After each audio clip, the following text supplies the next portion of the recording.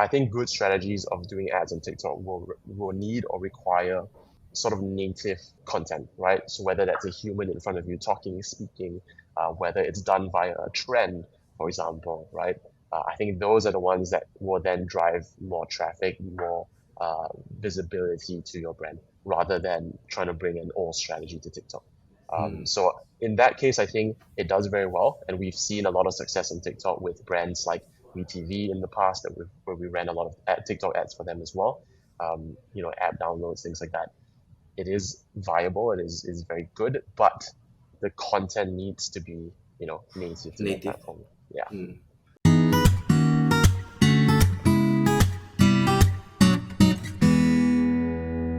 Welcome to the iSearch podcast. Today we have Brandon Lee, the co-founder of Pandan Social, on the show. So Pandan Social is a digital marketing agency that focuses on social media strategy, content creation, and also influencer management. So today I'll be speaking with Brandon on the TikTok marketing strategies to build branding and also generate leads and sales. So welcome to the show, Brandon. Thank you for having me. All right. So let's begin with what are some strategies business can use to grow on TikTok, and also what type of content that you see is currently working well on TikTok in 2023. Mhm. So I think with a lot of TikTok strategies, it's really changing as we go, right? I think TikTok being a rising platform, especially during MCO, there's been a huge change in how videos are narrated, if you will, right? So I think with TikTok, there's a lot of short form content out there that does well. There's a lot of trends I think the number of trends have increased, especially with the rise of TikTok, and then of course you see Instagram following suit with the Reels. So I think in short, creating content, short form content, videos specifically, that provide value, as much value as possible within a short amount of time for your audience is probably the best strategy. So how you do that is entirely up to you, whether you're doing entertainment or education or edutainment, right? A mix of the two. The essence of it is really providing value for your clients or audience in general. So yeah, I think in short, that's kind of a summary of what videos do well and kind of how you leverage on trends to do that. Mm.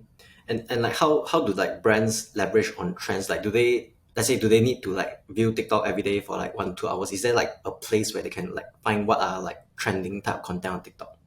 Right, gotcha. So I think, yeah, you can definitely find trending trends on TikTok, if you will, just by scrolling through your FYP page for basically your main page. No one's familiar with that, anyone's not familiar with that, and kind of see what other people are doing. So I think with TikTok especially, it is a very sort of quote unquote community based platform where if other people are leveraging on certain trends and you can kind of innovate on those trends, there is a very high chance of virality or at least good performance for your video, right?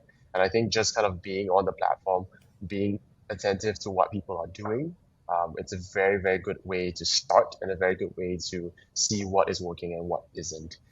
Because if it's not working, you definitely won't see it on your FYP page. So I think another thing to point out is trending audios is a very interesting point to bring up as well, just because trending audio to a degree makes or breaks your video. In my opinion, I think what we've done. So Pandan Social is on TikTok ourselves, and we're creating a lot of content for our team. And it's not very hard sell, right? I think it's very different from your traditional maybe TVC, traditional sort of advertising, ad visuals, if you will, where it's very hard sell. It's about product, or service. We have run a different.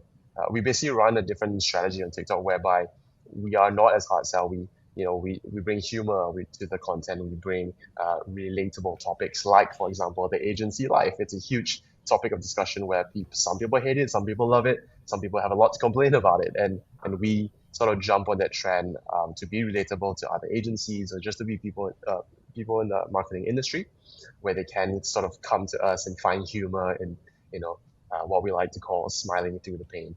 So I think with Gen Zs, there's a lot of self-deprecation and things like that. So that's kind of what we use to bring our brand onto the platform, and it's working very well for us. There's some videos that have gone absolutely viral and has brought a lot of attention to us.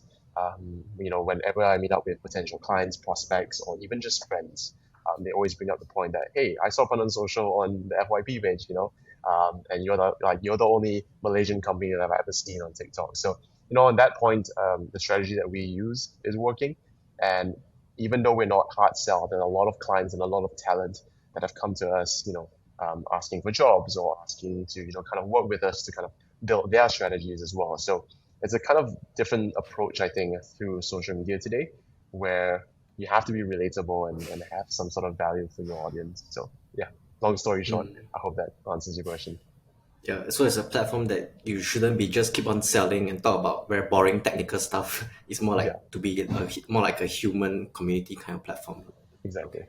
Yeah. All right. So for brands who wish to find quality influencers on TikTok, how can they get started? Because TikTok is just Mhm. relatively new as compared to Instagram. As Instagram is like it's very easy to find influencers, whereas like Mhm. TikTok, how do you find the quality ones?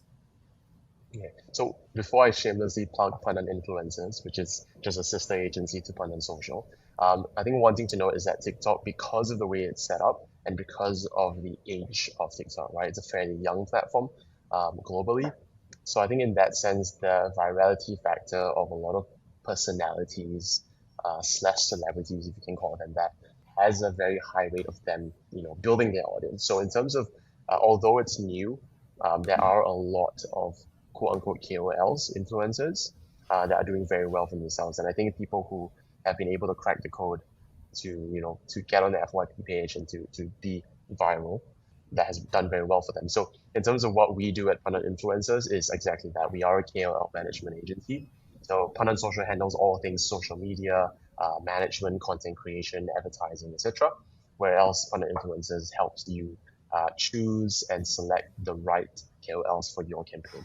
So what we do there is, why I'm saying this is as what we do is because I think it kind of helps people who are unfamiliar with KOLs kind of separate and understand the different users for KOLs, because it's a tool that you can use, but there are many ways to use that tool. So, for example, if you are a new brand that wants a very wide reach, what we would suggest is then finding KOLs through agencies like ours, bigger KOLs, for example, to get the reach that you need, right? Celebrities, actors, actresses, depending on what demographic you're looking for, the ones who have hundreds of thousands or even millions of followers.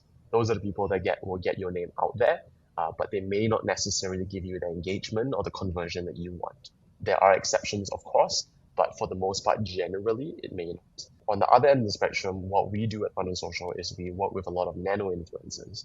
So be it university students or just the youth demographic who, like you or me, for example, who have been on TikTok, started creating content, even on Instagram, and then somewhat found either a close group of community or they found some fame on the platform. So people who have maybe 1,000, 5,000, even up to 10,000 followers, we will consider within that nano group.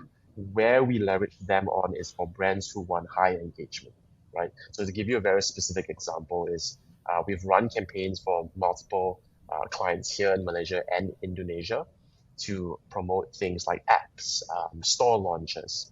What we do is we essentially approach university students who are within, let's say, 1 to 3 or 5K follower range to then create content, attend events, etc., etc.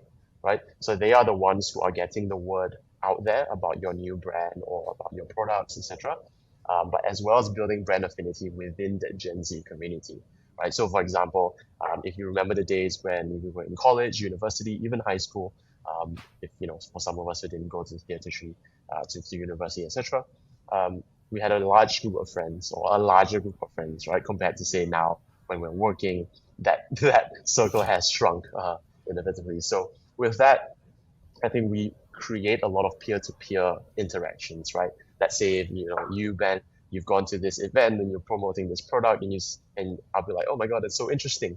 So then you create that sort of engagement, and we see online engagement rates of between 17 to 28% for these nano influencers, which is ridiculously high compared to say your mega influencers, who you'll be lucky to have maybe 3, 4, 5% engagement rates. So there are multiple users, but in terms of getting in touch with them, to answer your initial question, whether coming through agencies like us, Pandan influencers, or searching for them yourselves if you have an internal marketing team, kind of is the way to go. Being on the platform definitely helps, and you can see kind of who's within that market and within your industry, right? Whether it's Mm, lifestyle or beauty or right, etc. etc. Yeah. right. Got it. Do you think it's better to engage, say, like just like you mentioned, the nano influencers of like, let's say 1,000 followers to 10,000 followers? Is it better to say engage 10 nano influencers compared to one, say, major influencer? Like, what are your thoughts on this Yeah, I strategy? think I think for us at least what we've seen because we do this ourselves, right? We definitely see a lot of value in the smaller influencers as well, especially for the ones that we work with, like the university students, Mm, the Gen Zers, right? The reason I say that is because I think with brands, especially if you're a more established brand or at least you've been around the industry for a while, I think those are the people that actually are going to become or at least will find you your loyal customers, right? Imagine if say a pizza brand, let's just say Domino's or Pizza Hut, right? They are wanting to sort of penetrate the Gen Z demographic, and they use nano influencers from us to then spread discounts and create events for them, etc. These are people who are younger, more impressionable, right? Who will then more likely be a long-term customer for your brand, rather than using one big KOL to put a story or a reel out there which will create some sort of awareness, but that may not follow through again to conversions and things like that. So in my opinion, depending on your objective, using smaller and more volume may help you rather than using one big KOL. But again, it really depends on your objective, I feel. okay, right, fair enough. So let's talk about ads. What are your thoughts on running TikTok ads to generate leads? Given that again, it's a very new platform, and even from my own experience when I run TikTok ads, is like I do get a lot of leads, but then the quality is not as good as say like Mm. Facebook or Instagram. Yeah, I think there are brands that thrive on TikTok. But I think that kind of goes hand in hand with your organic strategy as well, to some degree. And what I mean by that is if you are not active on TikTok, and you're just trying to go on there and bring a strategy that, may have worked on Facebook, um, Mm, you know, I think there's a very big distinction or difference between Facebook ads and TikTok ads, for example, in the visual, right? Facebook ads, you can put up a static with, just a GIF or an animated post or a static uh, graphic design post. Whereas on TikTok, that's not going to fly, right? TikTok ads, if you see an ad, and I'm sure you're on the platform. If you're on the platform, you open it up, there's an ad, but it's not very native. It's either too well done or it starts off with a shoving it in your face. Here, buy this, have a sale.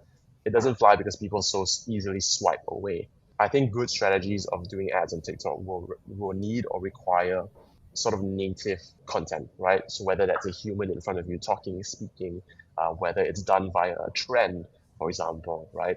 I think those are the ones that will then drive more traffic, more uh, visibility to your brand, rather than trying to bring an old strategy to TikTok. mm, So in that case, I think it does very well, and we've seen a lot of success on TikTok with brands like WeTV in the past where we ran a lot of TikTok ads for them as well. App downloads, things like that. It is viable. It is very good, but the content needs to be native to that native. platform. Yeah. Mm, okay, great. So do you think like before brands sort of like start the any TikTok ads campaign, they should like consult a Gen Z first? Because I know, Yeah, yeah. I think so. I think it definitely helps, right? And it doesn't have to be a Gen Z specifically. I've seen a lot of people like within my age group that are kind of on the cusp of millennials and Gen Zs Hmm. do very well as well. I think so long that person understands the platform, understands how the platform works, how trends work, trending audio, like I mentioned, very very important.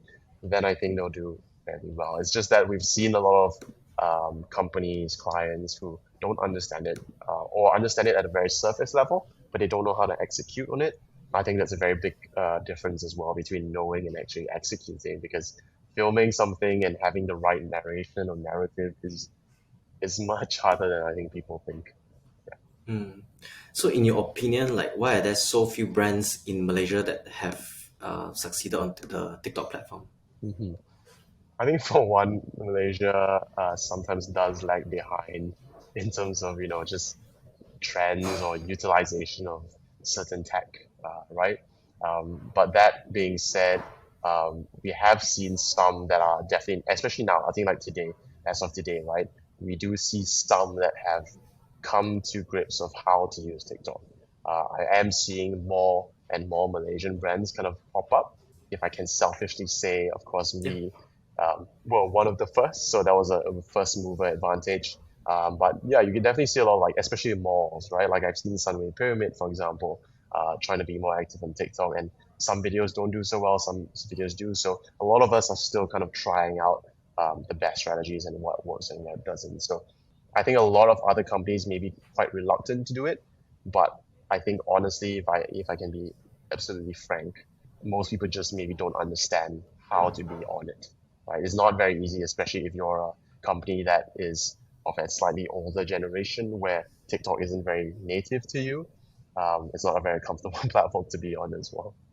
Mm, yeah, I can understand. It's like because Yeah. I guess like what you said, Malaysia is always lagging behind. So I guess most brands will still think that TikTok is all just about dancing and doing silly Yes. stuff and all those. Yeah. The perception is still about this for most Like brands. Yeah. Yeah, like a lot of clients, like when we talk to them about TikTok, still kind of ask us, is it like 12, 13-year-olds? But the Mm, fact is that TikTok is not that.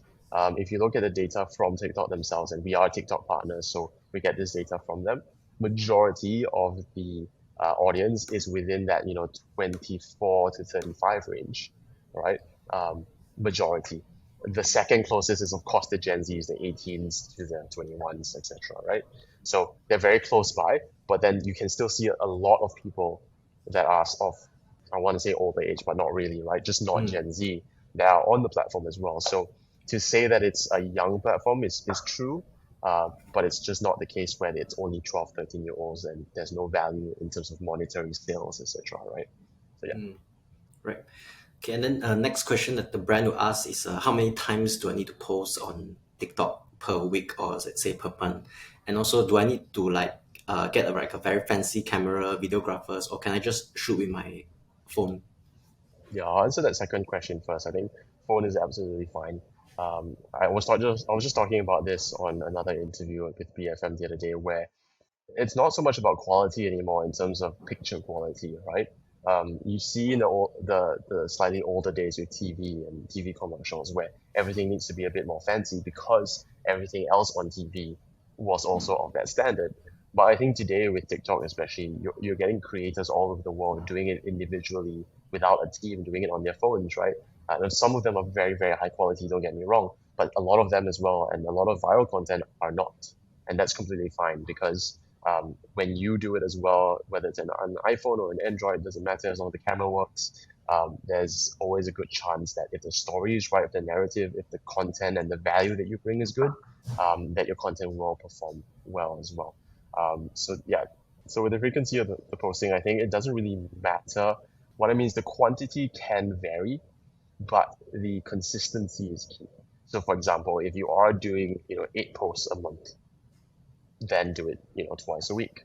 If you can do three a week, do three a week. But I think keeping it consistent is the key because we see, when you leave the platform for a while, TikTok sort of punishes you. And I'm not saying this in the sense where, they actually punish you, but you do see some drop in overall sort of engagement.